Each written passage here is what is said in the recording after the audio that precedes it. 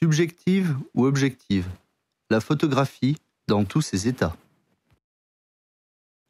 Historiquement, la photographie est, de mon point de vue, objective dans son ensemble.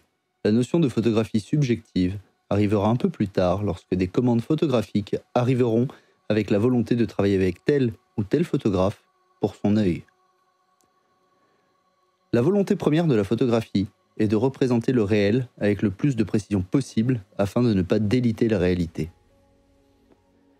Nous allons essayer à présent de distinguer grossièrement ces deux types de photographie, subjective et objective.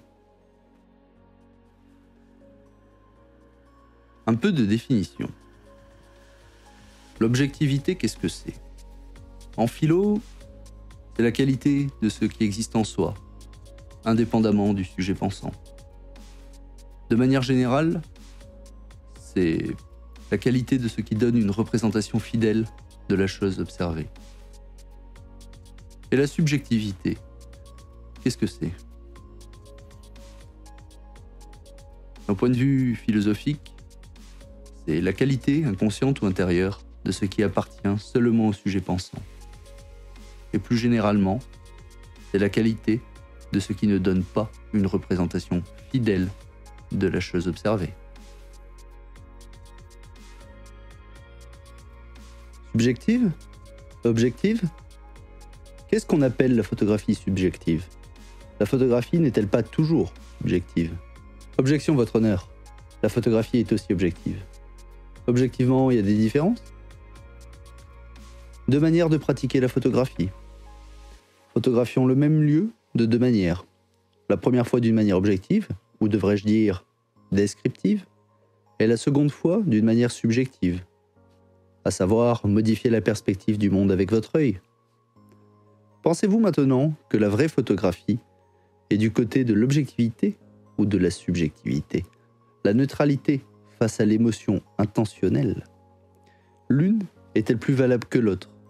S'adresse-t-elle au même public? Caractéristiques. La photographie objective. Photographe technicien avec un appareil photo qui va à son sujet. Dans la photographie subjective, on a plutôt une démarche d'auteur-photographe ou d'artiste plus généralement, qui utilise un médium photographique et qui interprète la réalité.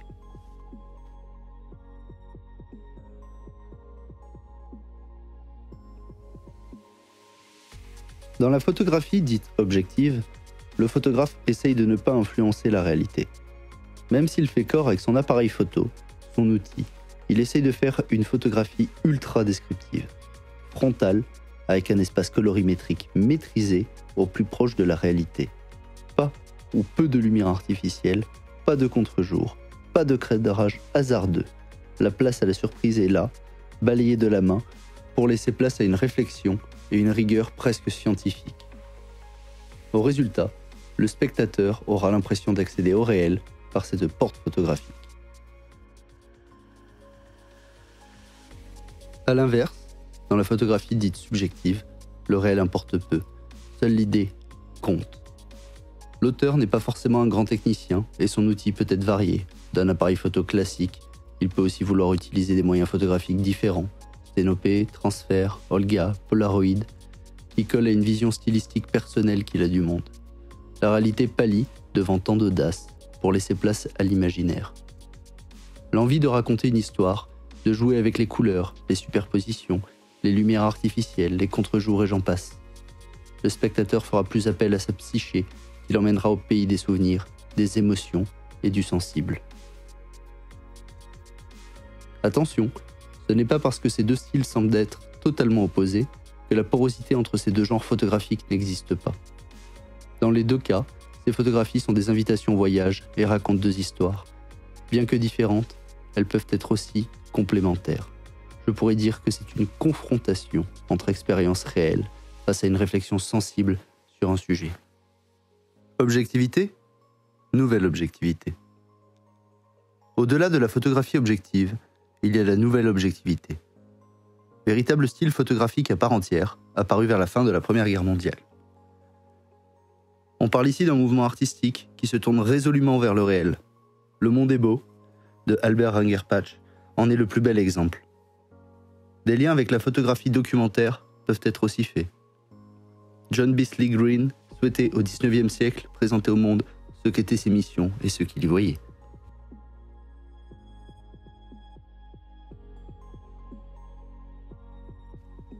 Le style objectif.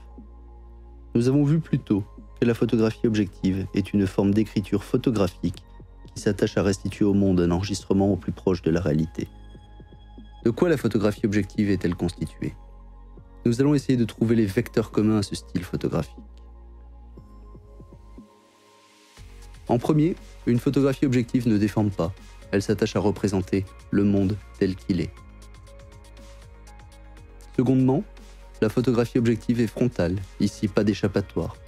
Celui qui verra cette image fera un face-à-face direct avec le monde. Troisièmement, la photographie objective ne met pas en exergue un sujet. Elle se veut égalitaire dans toute son emprise et distingue équitablement tous les sujets de l'image. Quatrièmement, une photographie objective est impartiale. Elle ne tranche pas avec le réel.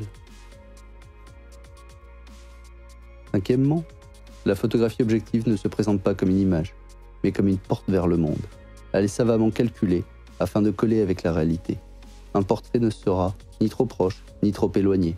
On doit distinguer la personne dans son entier. Un paysage devrait représenter la réalité. Un bâti doit, lui aussi, être présenté dans son entier.